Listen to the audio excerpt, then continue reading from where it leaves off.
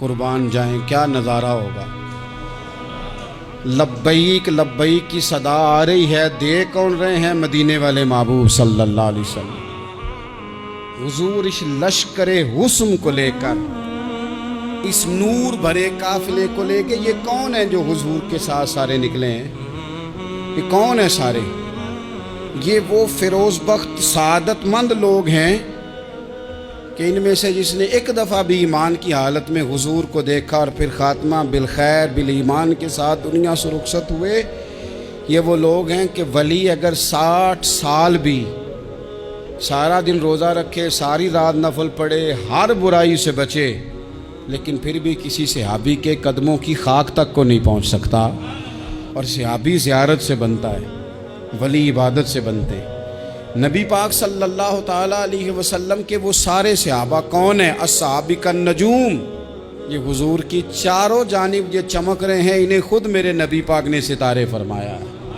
ایک سمت علی، ایک سمت عمر، صدیق ادھر، عثمان ادھر، ان جگمگ جگمگ تاروں میں بھلا مہتاب کا عالم کیا ہوگا؟ اور ہر کوئی فدا ہے بن دیکھے تو پھر دیدار کا عالم کیا ہوگا؟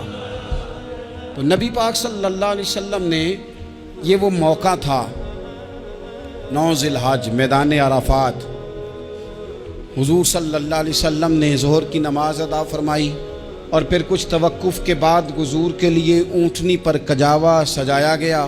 حضور اپنی کسوا نامی اونٹنی پر سوار ہوئے، میرے محبوب نے خطبہ دینے کا ارادہ فرمایا۔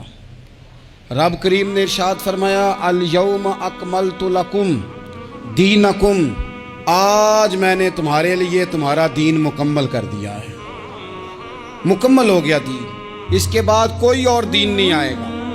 اس آیت نے بتا دیا کہ حضور آخری نبی ہیں، دین مکمل ہو گیا، اب کسی اور پیغمبر کی، رسول کی، دین کی، کتاب کی ضرورت باقی، آج میں نے تمہارے لیے تمہارا دین مکمل کر دیا۔ اور کیا خوبصورت لفظ ہیں قرآن پاک میں، فرمایا وَأَتْمَمْتُ عَلَيْكُمْ نِعْمَتِي، اور آج میں نے تم پر اپنی نعمتیں تمام کر دی ہیں، نعمتیں مکمل کر دی۔ وَرَضِيتُ لَكُمُ الْإِسْلَامَ دِينًا، اور اللہ فرماتے ہیں میں نے تمہارے لیے دین اسلام کو پسند کیا ہے، یہ میری رضا ہے، یہ دین اسلام تمہارے لیے پسند کیا ہے۔ کوئی بندہ ساری زندگی مخلوق کی خدمت کرے، ساری زندگی رستوں سے کانٹے اٹھائے، ساری زندگی خیر کا کام کرے، کسی کو تکلیف نہ دے، لیکن اگر مسلمان نہیں نا، اگر کلمہ نہیں نہ پڑھتا، تو اس کی ساری عمر کی خیر بھی کسی کام کی نہیں۔ اس لیے کہ رب فرماتا ہے جڑ دین اسلام ہے، جڑ ہوگی تو پھر شاخیں قبول کی جائیں گی نا۔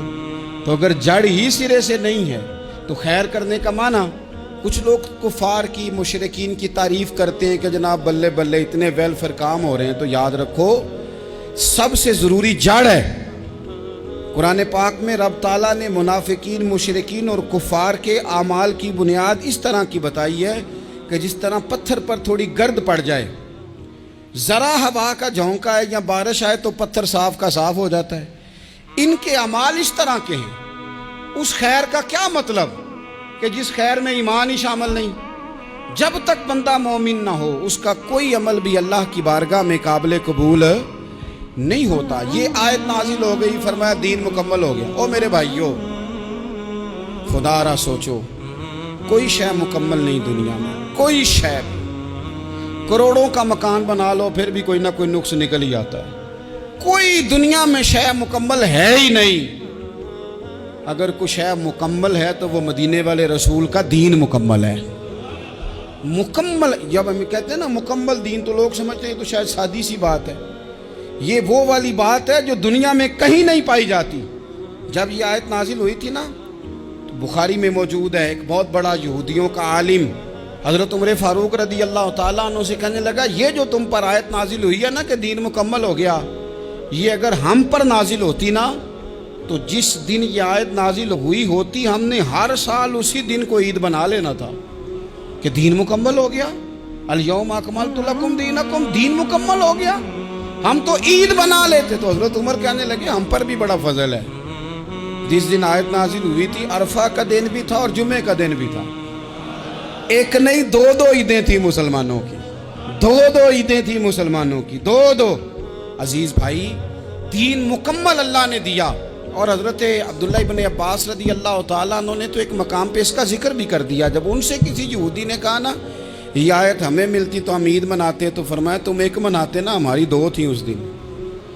جمعہ بھی تو مسلمانوں کی عید کا دن ہے نا۔ بہت سارے لوگ ہیں بیچارے جو کہتے ہیں اسلام میں عیدیں صرف دو ہیں، اور وہ بھی صرف پریشانی انہیں عید میلاد النبی والے دن ہوتی ہے، اس کے آگے پیچھے نہیں ہوتی۔ حالانکہ نبی پاک علیہ السلام نے کہا ہر جمعہ بھی عید ہے، خود حضور نے فرمایا، لیکن وہ اڑ جاتے ہیں کہ نہیں عیدیں صرف دو ہی ہیں۔ بھائی آپ یہ کہہ سکتے ہیں کہ اسلام کی معروف عیدیں دو ہیں، اپنے معنی اور مفہوم کے لحاظ سے جس کو یوم عید کہا جائے وہ عیدیں دو ہیں۔